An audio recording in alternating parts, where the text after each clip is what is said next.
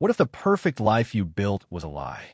Jake Turner, a devoted dad and rising tech star, thought he had it all until a chilling text from his daughter unraveled his world. Betrayal, secrets, and a bold plan for justice. Buckle up.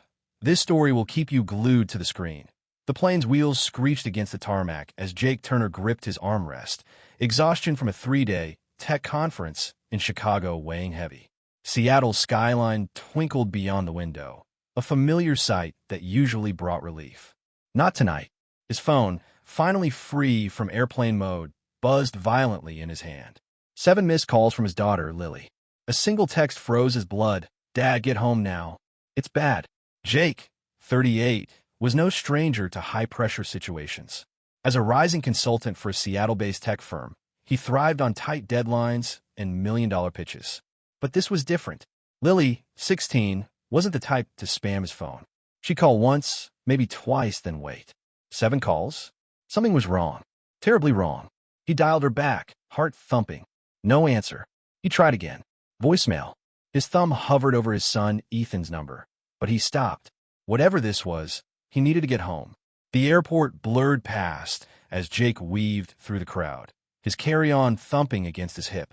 He barely registered the late-night travelers or the neon glow of duty-free shops. His mind raced with possibilities: accident, illness, a fight. Lily and Ethan were close, but they were teens, 16 and 14, with their share of sibling spats. Maybe it was school trouble, or worse. He shook off the darker thoughts, focusing on the escalator to the parking garage. His black SUV roared to life, and Jake tore out of Seattle-Tacoma, the hum of the engine doing little to calm his nerves. Seattle's rain-slick streets reflected headlights as he merged onto I-5, pushing the speed limit.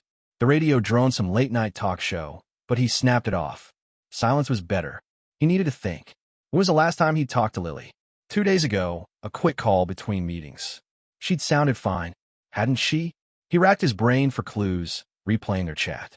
She'd mentioned soccer practice, a history test. Nothing out of the ordinary. Ethan, too, had been his usual self, glued to his gaming setup, cracking jokes about his latest virtual heist. But Sarah, his wife of 18 years, had been quieter lately. Jake gripped the steering wheel tighter, knuckles paling. Their calls during his trips had grown short, clipped. Busy at work, she'd say, or just tired. He'd chalked it up to her new role at the marketing agency, long hours, demanding clients. Or maybe it was the strain of his travel schedule. Marriages ebb and flow, he'd told himself. They'd weathered rough patches before. But now, with Lily's text burning in his mind, doubt crept in. Was Sarah okay? Was she part of this? Jake's phone pinged again, snapping him back. A new text from Lily. "We're at home. Hurry." No details, just urgency. He pressed harder on the gas, the speedometer creeping past 70. The city gave way to quieter suburbs, streetlights casting long shadows over manicured lawns. His neighborhood loomed ahead, a cluster of modern 2-stories nestled near a park. Home, where answers waited. He pulled into the driveway, tires crunching gravel. The house was lit up, every window glowing against the night. Odd for 11 p.m., Jake killed the engine, grabbed his bag, and jogged to the front door. His key fumbled in the lock, nerves making his hands clumsy. The door swung open, and Lily stood there, her eyes wide, face drained of color. She didn't speak, just stepped aside to let him in. "Lily, what's going on?" Jake's voice was steady, but his pulse wasn't. He dropped his bag by the door, scanning the room. Ethan sat on the couch, knees bouncing, hands clasped tight. The air felt heavy, charged with something unspoken. Lily shut the door behind him, her movements slow, deliberate. She glanced at Ethan, then back at Jake. "Dad, sit down," she said, her voice low but firm. "We need to tell you something." Jake's stomach twisted. He crossed to the armchair, sinking into it, eyes darting between his kids. Lily perched on the couch beside Ethan, her hands fidgeting. Ethan wouldn't meet his gaze, staring instead at the floor. The silence stretched, unbearable. "Somebody talk," Jake said, sharper than he meant. "What's happening? Is everyone okay?" Lily took a deep breath, her shoulders squaring like she was bracing for impact. "We're okay, but it's about Mom." She paused, searching for words. Ethan shifted, finally looking up, his jaw tight. Jake leaned forward, every nerve on edge. What about her? Lily's voice dropped to a near whisper. We think we know she's cheating on you. The words hit like a punch, stealing his breath. Jake stared at her, brain scrambling to process. Cheating? Sarah? Is Sarah, who'd planned their anniversary trip to Hawaii last year, who'd laughed with him over takeout just 2 weeks ago? It didn't compute. But Lily's eyes, raw with conviction, told him she believed it. Ethan's silence screamed agreement. Back up, Jake said, forcing calm. Tell me everything. From the start. Lily nodded, swallowing hard. It started a few months ago. Mom was different, leaving the house at weird times, saying she had meetings, but her stories didn't add up. I got suspicious. Last week, I followed her after she said she was grabbing coffee with a coworker. Her voice wavered, but she pressed on. She didn't go to a cafe. She went to this fancy place downtown, the Loft. I saw her with a guy. They were close, holding hands, smiling like. She trailed off, eyes glistening. Ethan cut in, his voice rough. I checked her phone. She left it unlocked one night. There were texts from some guy named Mark, talking about hotels, dinners, stuff that wasn't just friends. He clenched his fists. We tried asking her about it, but she lied. Said it was work stuff. We didn't buy it. Jake's mind reeled. Sarah with another man. Mark. Hotels. The pieces clicked, each one sharper than the last. Her late nights, the vague excuses, the way she'd pull away when he reached for her. He'd ignored it, buried it under work and optimism. But his kids hadn't. They'd seen what he couldn't. How sure are you? He asked, voice low. Lily pulled out her phone, swiping to photo. She handed it to him. A grainy shot, taken from car. Sarah outside a restaurant, a tall man beside her, his arm around her waist. Their faces were clear, caught mid-laugh. Jake's chest tightened. He knew that smile. It used to be for him. We didn't want to tell you like this, Lily said, voice breaking. But we couldn't keep it secret anymore. Jake handed the phone back, his hand steady despite the storm inside. He looked at his kids, brave, heartbroken, trusting him to fix this. He nodded, slow and deliberate. Thank you for telling me. I'll handle it. But as he said it, he knew nothing would be the same. The life he'd built, the trust he'd held, was cracking. And whatever came next, he'd face it head on. For Lily, for Ethan, for himself. Jake Turner sat in his SUV outside his Seattle office, the engine idling as rain streaked the windshield. It was 7 a.m., 2 days after Lily and Ethan dropped the bomb about Sarah's affair. Sleep had been a stranger since. His kids' words looped in his head. Mom's cheating. We saw her with him. The photo of Sarah with that man, Mark, burned behind his eyes. Jake wasn't one to sit idle. He needed proof, not just suspicions. Today, he'd take the first step. He pulled out his phone and dialed a number he'd found through a trusted colleague. Mike Reynolds, private investigator, a gruff voice answered. Jake kept it brief, explaining the situation without emotion. Mike didn't need the sob story, just the facts. I can start today, Mike said. Need her routines, car details, anything you've got. Jake rattled off Sarah's work schedule, her silver Honda CRVS license plate, and the name marked from the texts. Mike promised a report within 48 hours. Cash up front, half now, he added. Jake wired the payment before hanging up.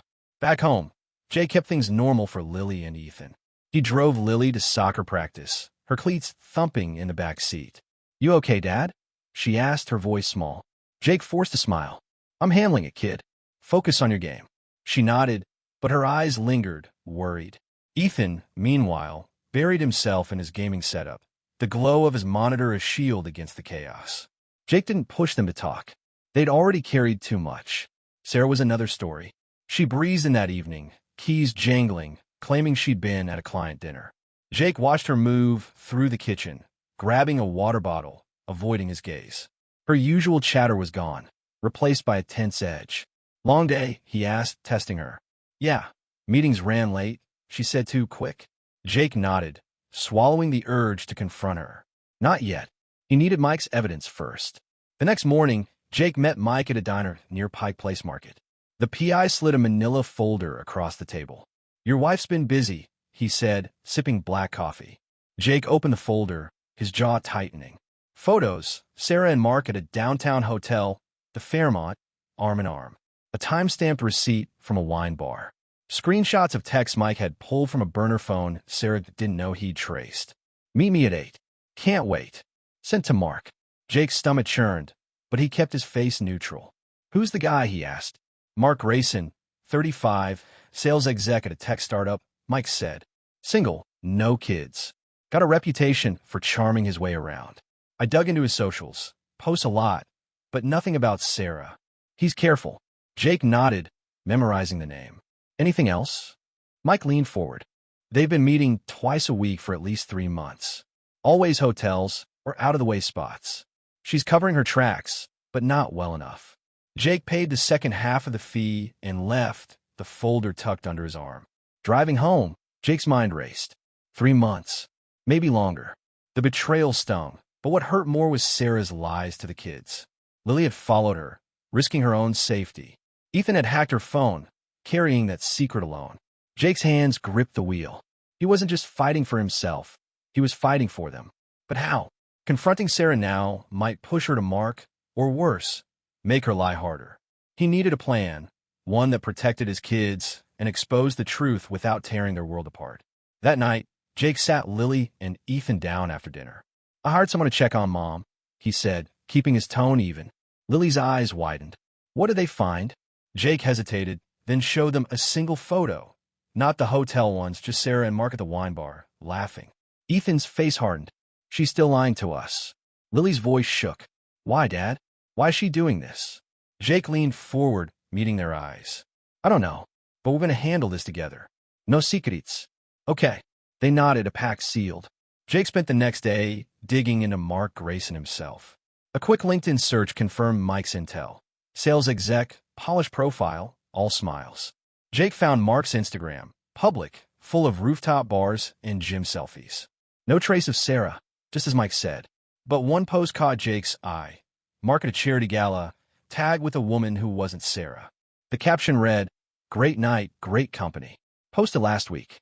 Jake's pulse quickened. Was Mark playing Sarah too? He saved the post, filing it away. Sarah came home late again, claiming a deadline. Jake watched her from the living room, her movements jittery as she kicked off her shoes. "Everything okay?" he asked, voice calm but probing.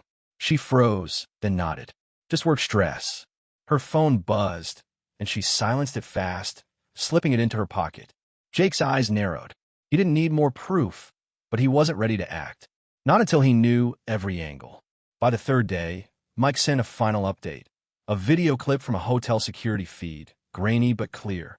Sarah and Mark entering a room together, her hand in his. Jake watched it once, then deleted it. Enough. The truth was undeniable. He called a family friend, a lawyer, to discuss options, divorce, custody, assets. "Keep it clean," the lawyer advised. "Document everything, but don't do anything rash." Jake agreed. Rash wasn't his style, but action was. That evening, Jake sat alone in his home office, the folder open in front of him. Photos, texts, receipts, a timeline of betrayal. He wasn't angry, not anymore. Anger burned out fast. What remained was resolve. Sarah had made her choices. Now he'd make his. For Lily, for Ethan, for the family they still had. He picked up his phone, typed a text to Sarah. "We need to talk. Tomorrow, 7 p.m. At home. No question, no wiggle room." He hit send, then leaned back, ready for what came next. Jake Turner stood in the kitchen, stirring pasta sauce as the clock ticked towards 7 p.m. The Seattle evening was quiet, rain tapping the windows, but inside, tension coiled tight. Lily and Ethan were upstairs, told to stay, put until Jake called them down. His text to Sarah last night. "We need to talk. Tomorrow, 7 p.m. At home." Had gotten a curt okay in reply. No questions, no pushback. She knew something was coming. Jake had spent the day preparing. The private investigator's folder sat on his desk, photos and texts organized like evidence for a trial. He'd met his lawyer again, confirming steps for a clean divorce. Full custody of Lily and Ethan. Fair asset split. No drama. "Keep your cool," the lawyer warned. "Don't let her twist it." Jake nodded. Cool was all he had left. The betrayal had hardened into resolve. Tonight, Sarah would face the truth. The front door clicked open at 6:58. Sarah stepped in, keys jingling, her movements stiff. Jake glanced over, keeping his face neutral. "Dinner's almost ready," he said, stirring the pot. She paused, thrown by the normalcy. Okay. I'll wash up." She headed upstairs, passing Lily's closed door. Jake heard muffled voices, Lily and Ethan, waiting. He drained the pasta, plating it to keep his hands busy. Every second stretched, heavy with what was coming. Sarah returned, sitting at the dining table. Jake set a plate in front of her, then took the opposite chair. No food for him. His stomach was a knot. "We need to talk," he said, voice steady. Sarah's fork froze midair. "About what?" she asked, too casual. Jake leaned back, studying her. The woman he'd married 18 years ago, partner in late-night dreams, mother to his kids, was a stranger now. Her lies had carved that distance. "About Mark Grayson," Jake said, dropping the name like a stone. Sarah's eyes widened, her fork clattering to the plate. "What who?" she stammered. Jake didn't blink. "Don't. I know everything. The Fairmont, the wine bar, the texts." He slid the folder across the table, opened to a photo. Her and Mark, arm in arm outside the hotel. Sarah stared at it, her breath hitching. "Jake, this isn't." "Stop." He cut her off, voice low but sharp. "Lily saw you.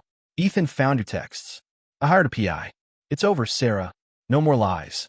Her hands shook, clutching the table's edge. Silence fell, broken only by the rain outside. Jake waited, letting the weight of her guilt settle. She opened her mouth, closed it, then tried again. I didn't mean for this to happen," she whispered. "It just did." Jake's jaw tightened. 3 months. Hotels. You planned it. Don't tell me it just happened. Sarah's eyes glistened, but Jake felt no pity. Not after the secrets, the risks to their kids. "Why?" he asked, needing to hear it. Sarah looked away, voice barely audible. "I felt trapped. Work, the kids, you always gone. I needed something for me." Jake leaned forward, voice like steel. "You had us. Lily, Ethan, me. That wasn't enough." She flinched, tears spilling. "I'm sorry, Jake. I didn't want to hurt you." He shook his head, disgusted. "You didn't just hurt me. You lied to our kids. Lily followed you. Sarah, she's 16. Ethan hacked your phone. They carried this alone because you couldn't be honest." Sarah's hand flew to her mouth, a sob escaping. "They what?" Jake stood, pacing to keep his anger in check. "They trusted you. We all did." He stopped, turning to her. "I want you out. Tonight." Sarah's head snapped up. "Jake, no, please. We can fix this. Counseling, anything." Her voice cracked, desperate. Jake crossed his arms.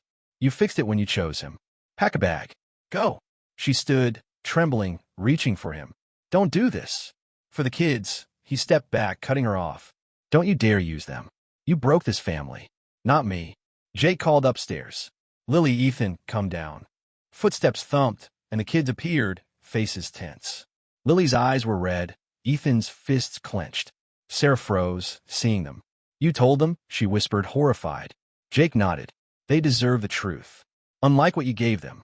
Lily stepped forward, voice shaking. "We saw you with him, Mom. Why'd you lie?" Ethan's voice was colder. "You didn't even care how it had hurt Dad." Sarah's legs buckled. She sank into a chair, sobbing. "I'm so sorry," she choked out. "I love you both. I didn't mean." Lily turned away, arms crossed. Ethan just stared, silent. Jake watched, heart heavy but firm.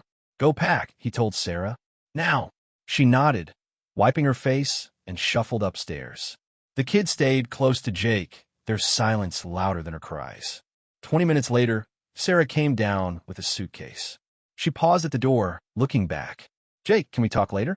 "For the kids." He shook his head. "My lawyer will contact you. We're done." She lingered, then stepped outside, the door clicking shut behind her. The rain swallowed her footsteps. Lily buried her face in Jake's shoulder, shaking. Ethan gripped his arm, silent but steady. Jake held them both, anchor in the storm. He knew this was just the start. Divorce, custody, rebuilding, it loomed ahead. But in that moment, with his kids beside him, Jake felt a quiet strength. Sarah had made her choices. Now he'd make his. For Lily. For Ethan. For the future they'd fight for together. Jake Turner sat in a Seattle coffee shop, a laptop open to a custody agreement draft. It was a week since he'd kicked Sarah out, her suitcase thumping down the driveway as Lily and Ethan watched in silence. The memory stung, but Jake pushed it aside. His focus was on his kids now, keeping them steady, rebuilding their trust. The lawyer's email blinked on his screen. Full custody likely, given the circumstances. "Keep documenting." Jake nodded to himself, typing a quick reply. He'd do whatever it took. Lily and Ethan were at school, their first day back since the confrontation. Jake had driven them that morning, the car quiet except for Lily's soft question, "Will Mom try to come back?" Jake kept his eyes on the road. "She might, but we're focusing on us now. You two and me." Ethan in the back seat just nodded, his earbuds in but music off. Jake could feel their pain, sharp as his own, but they were tough. They'd get through this together. Back home, Jake scheduled a family therapy session. The therapist, a calm woman named Dr. Patel, had met them yesterday. "It's normal for kids to feel torn," she'd said. "Give them space to process, but keep routines." Jake took it to heart. He signed Lily up for extra soccer practices. She'd always found peace on the field. For Ethan, he set up a coding workshop, tapping into his love for tech. Small steps, but they mattered. The house felt lighter with Sarah gone, though her absence left gaps. Empty shelves where her books had been, a quiet kitchen without her rushed morning coffee runs. Sarah, meanwhile, had moved in with Mark Grayson. Jake got the news from a mutual friend who'd seen her at a downtown loft, arm in arm with the sales exec. Jake didn't flinch. He'd expected it. Sarah thought Mark was her escape, her fresh start. Jake knew better. His PI, Mike Reynolds, had sent a final report before closing the case. Mark's history was littered with short-lived flings, women charmed and discarded. Jake considered warning Sarah, but held off. She'd made her bed. Instead, he emailed her from his office, keeping it short. Found out Mark's seeing other women. Check his phone. Protect yourself. He attached a screenshot from Mark's Instagram. A recent post with a woman at a club, captioned, "Living it up." Jake hit send, no emotion. It wasn't revenge. It was a heads up. Sarah's reply came hours later. "Mind your own business." Jake deleted it, done with her deflections. She learned the hard way. Days later, Lily burst into the house after soccer, phone in hand. "Dad, you won't believe this." She showed him a text from a friend. Sarah had been seen arguing with Mark outside a restaurant, her voice carrying across the street. She looked pissed, Lily said, a mix of worry and satisfaction in her tone. Ethan, sprawled on the couch with his laptop, smirked. "Told you he's a sleaze." Jake raised a hand. "Enough. We don't gloat. She's still your mom." But inside, he felt a grim clarity. The truth was catching up. Sarah's world unraveled faster than she'd expected. She'd ignored Jake's warning, too caught up in Mark's charm. The late-night dinners, the promises of a new life. But cracks appeared. Mark's phone buzzed constantly, and he'd angle it away, laughing off her questions. One night, she checked it while he slept. Messages from a woman named Claire, plans for a weekend getaway. Sarah's heart sank. She scrolled further. Another woman, then another. Mark wasn't just cheating. He was juggling multiple lives. She confronted him at his loft, voice shaking. "Who's Claire?" Mark shrugged, unfazed. "Just a friend. Don't overreact." But Sarah pushed, showing him the texts. His charm faded, replaced by a cold edge. "You're not my wife, Sarah. Relax." The words hit harder than she'd admit. She'd left her family for this, a man who saw her as disposable. She stormed out, suitcase in tow, and checked into a cheap motel. Alone. No kids, no Jake, no Mark. Just her choices staring back. Jake heard the fallout through the grapevine. A coworker saw Sarah at the motel, looking drained. He didn't call her. Instead, he took Lily and Ethan to a Mariners game, their first outing since the split. The kids laughed, cheering as the crowd roared. Jake watched them, feeling a spark of hope. They were healing slowly. At home, he cooked burgers and they ate together, talking about school, games, anything but Sarah. It felt like a start. The lawyer called the next day. "Sarah's not contesting custody," he said. "She wants to meet, discuss terms." Jake agreed, but on his turf, neutral like a coffee shop. He wasn't ready to let her back into their space. The kids didn't ask about her, and he didn't push. They'd talk when they were ready. For now, Jake focused on stability, school runs, therapy work. His firm offered a promotion, a chance to cut back on travel. He took it, prioritizing time with Lily and Ethan. Sarah, meanwhile, sat in her motel room, staring at her phone. No messages from Mark. No calls from her kids. She typed a text to Jake. "Can we talk? I messed up." She deleted it, unsent. Pride stung, but reality hurt more. She traded her family for a lie, and now she had nothing. Jake, on the other hand, had everything that mattered. His kids, his resolve, a future they'd build together. The scales were tipping, and Sarah was on the wrong side. Jake Turner leaned against the bleachers, watching Lily dart across the soccer field, her team trailing by 1 in the Seattle Youth League Championship. It was 3 months since Sarah left, and the crisp fall air felt like a new chapter. Ethan sat beside him, eyes on his phone, coding a game for his school's tech club. Jake nudged him. "Look up, bud. Your sister's killing it." Ethan grinned, pocketing the phone. "She better score, or I'm eating her fries." Jake chuckled, the sound easy for the first time in months. They were finding their rhythm. Him and his kids, a unit unbroken. The divorce was nearly finalized. Jake's lawyer had pushed for full custody, and Sarah hadn't fought it. She'd signed the papers in a coffee shop meeting last month, her voice quiet, eyes down. "I won't drag this out," she'd said, handing over the documents. Jake nodded, keeping it civil. "Good. For the kids." She'd asked to see Lily and Ethan, but Jake set terms. Supervised visits, only when they were ready. They hadn't asked for her yet, and he didn't push. Their trust in Sarah was a wound still healing. Jake had thrown himself into being a single dad. He'd taken the promotion at his tech firm, a role with less travel, letting him be home for dinners and school events. Family therapy with Dr. Patel continued weekly, helping Lily and Ethan process the betrayal. Lily opened up about her anger, how following Sarah had felt like losing her mom twice. Ethan admitted he blamed himself for not speaking up sooner. Jake listened, steady, reassuring them they'd done nothing wrong. "We're enough," he'd said, echoing it now as he cheered Lily's goal, tying the game. Sarah's life, meanwhile, had unraveled further. After leaving Mark's loft, she'd bounced between motels, scraping by on her marketing job salary. Mutual friends whispered updates. She'd caught Mark with another woman, Claire, at a bar. When confronted, he'd laughed it off, saying Sarah was just a phase. Humiliated, she cut contact, but the damage was done. Mark moved on, his Instagram now flaunting a new girlfriend. Sarah's attempts to rebuild fizzled. Friends distanced themselves, unwilling to take sides in the messy fallout. She tried texting Lily once, a hesitant, "I miss you." Lily didn't reply. Jake heard these updates through the grapevine, but didn't dwell on them. He'd moved past anger, past the need for vengeance. Sarah's choices had built her own cage. One evening, as he grilled chicken for dinner, Ethan brought it up. "Heard Mom's living in some dumpy apartment now," he said, chopping vegetables. Jake shrugged. "She made her bed. We're focusing on us." Lily, setting the table, nodded. "I don't hate her. I just don't want her around yet." Jake squeezed her shoulder. "That's okay. You decide when you're ready." The championship game ended with Lily's team winning in a penalty shootout. Jake and Ethan roared from the sidelines, Lily sprinting to them for a group hug. "You saw that save?" she panted, grinning. "MVP vibes," Ethan teased, ruffling her hair. Jake drove them to a burger joint to celebrate, the car filled with their banter. Over fries, they planned a weekend hiking trip, something Sarah had never joined.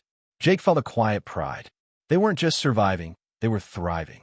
Sarah reached out again, emailing Jake. "Can we meet? I want to make things right." Jake agreed, but on his terms, a public park, kids absent. They met on a Sunday, Sarah sitting stiffly on a bench, clutching a coffee cup. "I know I screwed up," she started, voice low. "Mark was a mistake. I see that now." Jake listened, arms crossed. "This isn't about Mark. It's about what you did to Lily and Ethan. To us." She nodded, eyes wet. "I want to see them. Be their mom again." Jake's voice stayed firm. "That's their call, not yours. You broke their trust. It's on you to earn it back." He stood, ready to leave. Sarah grabbed his arm. "Jake, I'm sorry. For everything." He pulled away, not unkindly. "I know, but sorry doesn't fix it. Live with your choices, Sarah. We're moving on." He walked away, her silhouette fading behind him.